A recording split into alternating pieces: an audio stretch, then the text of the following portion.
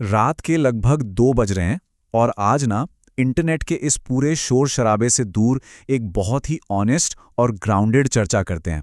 एक ऐसी चर्चा जिसके बारे में लोग पब्लिक में बहुत कम बात करते हैं। हम इस एनालिसिस में उस हैवी अनसीन फेज की बात करेंगे जहां से हर उस इंसान को गुजरना पड़ता है जो लिटरली जीरो से कुछ बिल्ड कर रहा होता है। द इनविजिबल ग्राइंड, ये सिर्फ एक फैंसी टर्म नहीं है, ये एक बहुत ही साइलेंट और अकेली जर्नी है। मेहनत लगातार चल रही होती है पर जो रिजल्ट्स है ना, वो पूरी तरह से इनविजिबल होते हैं।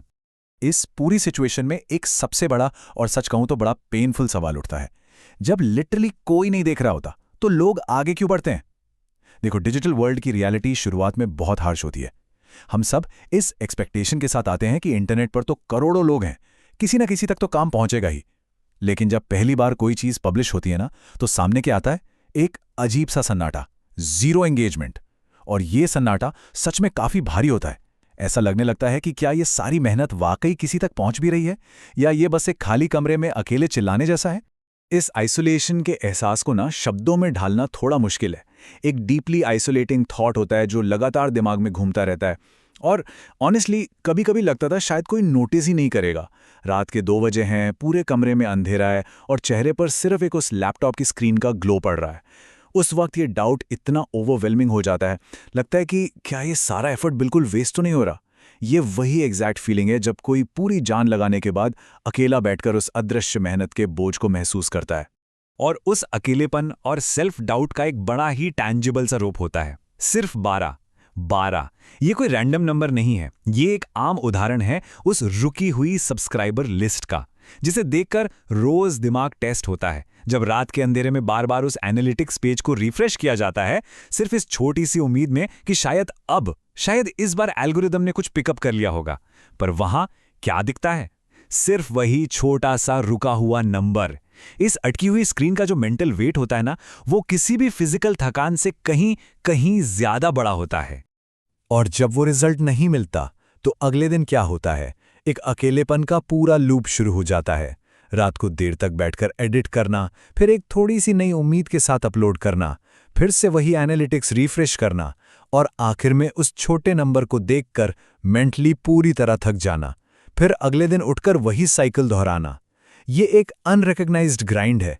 मेहनत तो लगातार हो रही है, एकदम साइलेंटली, पर कोई आउटकम ना मिलने की वजह से अंदर की वो मेंटल स्टैमिना धीरे धीरे टूटने लगती है।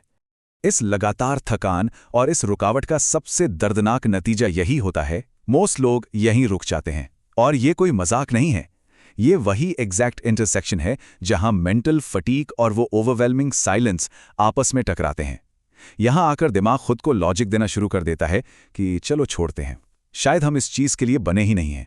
और यही वो टर्निंग पॉइंट होता है जहां दुनिया के ज्यादातर एस्पायरिंग बिल्डर्स और क्रिएटर्स आगे बढ़ना बंद कर देते हैं और सिंपली गिव अप कर देते हैं। लोग गिव अप क्यों करते हैं? इसकी एक और बहुत बड़ी वजह होती है वो आइसोलेशन, जो बाहर और अंदर दोनों तरफ एक साथ चल रहा होता है। एक तरफ बाहर की दुनिया है, फैमिली हैं, दोस्त हैं, उनको अक्सर समझ ही नहीं आता कि इस ऑनलाइन बिल्डिंग में एक्चुअल मेहनत लग क्या रही है। उन्हें लगता है ये सब तो सिर्फ स्क्रीन के आगे टाइम पास हो रहा है। और दूसरी तरफ अंदर की दुनिया में बिना किसी की मदद के अकेले एसईओ फिगर आउट करना, थंबनेल डिजाइन करना, ऑडियंस साइकोलॉजी समझना, इन सब का एक अलग ही इंटेंस प्रेशर होता है। जब बाहर से कोई सपोर्ट ना हो और अंदर इतना कंफ्यूजन हो, तो ये गैप एक इंसान को मेंटली और भी ज्यादा अकेला कर देता है। इस थक देने वाली साइकिल से बाहर निकलने के लिए एक जरूरी रियलिटी चेक चाहिए।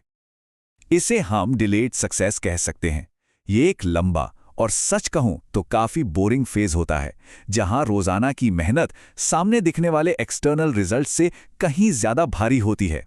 रियल प्रोग्रेस कभी भी ऐसी नहीं दिखती जैसी सोशल मीडिया की लग्जरी सक्सेस स्टोरीज में ग्लोरीफाई की जाती है।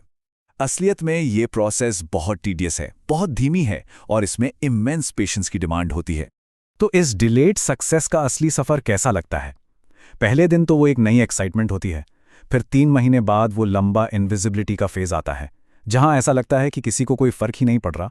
लेकिन 6 महीने बीतने पर धीरे धीरे पेशेंस की आदत पड़ने लगती है, और 1 साल पूरा होते होते कुछ ऐसी छोटी छोटी जीत मिलती हैं जो एक सॉलिड कॉन्फिडेंस बिल्ड करना शुरू करती हैं।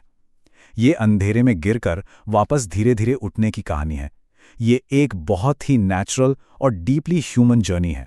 सफ़र भले ही धीरे धीरे क्लियर होने लगे, लेकिन वो रोज़ाना का फ्रस्ट्रेशन तो अपनी जगह रहता ही है ना। एक तरफ वो मैसिव डेली एफर्ट है जो किसी को नज़र नहीं आता, और दूसरी तरफ वो ज़रा सी विजिबल ग्रोथ। जब रात को इस अदृश्य मेहनत को दूसरे सक्सेसफुल लोगों की फास्ट ग्रोथ से कंपेयर किया जाता है तो लगता है कि बस सारी मेहनत बेकार जा रही है। और ऑनेस्टली ये फ्रस्ट्रेशन कंप्लीटली वैलिड है। ये बस इस बात का सबूत है कि शुरुआत में एफर्ट और रिजल्ट के बीच का फासला कितना दर्दनाक होता है। लेकिन इस इम्बैलेंस के पीछे ना एक हिडन रियलिटी छुपके से अपना काम कर रही होती है। इन शैडोज़ के अंदर वाकई में क्या हो रहा है? रात के अंधेरे में वीडियो एडिटिंग धीरे धीरे बेहतर हो रही है, बिना किसी ऑडियंस के भी एसईओ की समझ आने लगती है। चुपचाप नए थंबनेल्स टेस्ट होते हैं, और सबसे बढ़कर लो मोटिवेशन के दिनों में भी खुद को पुश करने की आदत पड़ जाती है। ये वो ऐसी स्किल्स हैं जो भले ही सामने व्यूज़ में ना दिखें, पर धीरे धीरे फोर्ज हो रही हैं और आगे चलकर सबसे बड़ी एसेट साबित होती हैं। जब एक बार इन हिडन स्किल्स का थोड़ा सा भी एहसास होता है ना, तो इस पेन को देखने का पूरा नजरिया ही बदल जाता है। लेकिन शायद हर मीनिंगफुल चीज स्टार्टिंग में इनविजिबल ही होती है। बिना किसी नोटिस वाला ये इनविजिबिलिटी का फेज दरअसल किसी भी ऐसी चीज की फाउंडेशन है जिसका सच में कोई बड़ा अर्थ है। जैसे एक बीज को पेड़ बनने से पहले कई दिनों तक मिट्टी के अंधेरे में अपनी जड़ें मजबूत करनी पड़ती हैं, बिल्कुल वैसे ही ये इनविजिबल ग्राइंड एक क्रिएटर की रूट्स को जमीन में गहरा और पुख्ता कर रही होती है। और इन्हीं गहरी जड़ों की वजह से एक ऐसी फाउंडेशन बनती है जिसे तोड़ना लगभग नामुमकिन होता है। वो छोटी छोटी प्रोग्रेस उस वक्त सबसे ज्यादा फील होती है जब कोई इस बिल्कुल इनविजिबल फेस को सरवाइव कर लेता है ना। तो जो पहला ऑर्गेनिक कमेंट होता है या जो पहला छोटा सा माइलस्टोन पार होता है, वो डीपली अर्न्ड महसूस होता है। उन छोटे स्टेप्स में एक सॉलिड रियलिटी होती है। यही वो वक्त होता है जब एक दिखावले वाला नहीं बल्कि एक रियल ग्राउंडेड कॉन्फिडेंस धीरे धीरे अपनी शेप लेने लगता है। इस पूरे स्ट्रगल का अल्टीमेट नतीजा आखिर में एक ही होता है, और वही फेज इंसान को मेंटली स्ट्रांग बनाता है। शुरुआत के इस साइलेंट स्ट्रगल को, इस जीरो विजिबिलिटी को सहना, यही वो एग्जैक्ट चीज है जो आगे के लिए इमोशनल आर्मर तैयार करती है। जरा सोचिए, अगर शुरुआत में ही बिना मेहनत के फास्ट या वायरल सक्सेस मिल जाए तो इंसान कभी वो डेप्थ और वो मेंटल स्ट्रेंथ डेवलप ही नहीं कर पाएगा जो आगे आने वाले एक्चुअल बड़े चैलेंजेस को झेलने के लिए जरूरी होती है। इस पूरे एक्सप्लेनर के बाद सारी एनालिसिस को साइड रखकर बस एक बिल्कुल शांत सवाल बचता है जिसे थोड़ा अपने अंदर उतारने देने की जरूरत है। अगर कल किसी ने नहीं देखा तो क्या मेहनत जारी रहेगी? अगर अगला अपलोड भी कंप्लीटली इग्नोर हो जाए तो क्या कल उस थकान के बावजूद काम वहीं से वापस शुरू होगा? यही वो सवाल है जो ट्रू इंटरनल मोटिवेशन को ग्राउंड लेवल पर टेस्ट करता है, क्योंकि बिना एक्सटर्नल वैलिडेशन के आगे बढ़ते रहना ही वो आखिरी शर्त है जिसे पूरा किए बिना कुछ भी मीनिंगफुल नहीं बनाया जा सकता। ये बस एक ऑनलाइन सफर की कहानी नहीं है, ये किसी भी ऐसी चीज की कहानी है जो सच में मैटर करती है।